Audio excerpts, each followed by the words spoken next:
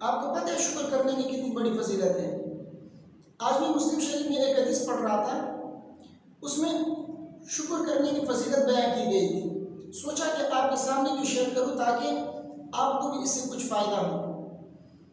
حضرت سہیل رضی اللہ تعالیٰ عنہ فرماتے ہیں کہ نبی کریم سرور دو عالم صلی اللہ علیہ وسلم نے فرمایا، عجبا لامر المؤمن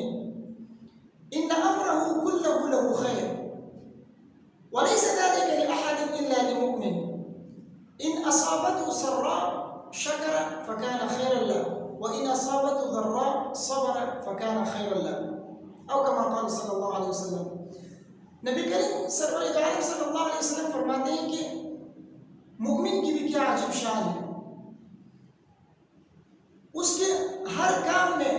ہر امر میں، ہر حالت میں اس کے لیے خیر اور بھلائی ہے، اور یہ صرف مومن کے ساتھ خاص ہے اور کسی شخص کے لیے نہیں ہے، یعنی کفار کے لیے نہیں، یہ صرف مومن کے لیے ہے۔ وہ یہ کہ اگر اس کو اللہ تبارک و تعالیٰ کی طرف سے کوئی نعمت ملتی ہے، اس کے اوپر وہ خوش ہوتا ہے اور شکر کرتا ہے، تو یہ اس کے لیے خیر اور بھلائی ہے۔ اور اگر خدا نخواستہ اس کو کوئی تکلیف پہنچتی ہے، کوئی مصیبت اس کو پہنچتی ہے، اس کے اوپر وہ صبر کرتا ہے، تو یہ بھی اس کے لیے خیر اور بھلائی کا باعث ہے۔ تو اگر کسی مسلمان اور مومن شخص کو اللہ تبارک و تعالیٰ کی طرف سے کوئی نعمت ملتی ہے، اولاد کی صورت میں، مال و دولت کی صورت میں، صحت اور تندرستی کی صورت میں، اس کے اوپر وہ خوش ہو جائے اور شکر ادا کرے، تو یہ اس کے لیے اجر و ثواب کا باعث ہے۔ اور اگر خدا نخواستہ اس کو کوئی تکلیف پہنچے، بیماری لاحق ہو جائے،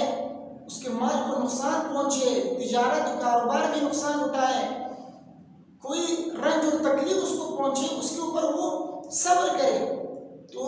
اس پر بھی اللہ تبارک و تعالیٰ کی طرف سے اس کو اجر ملتا ہے۔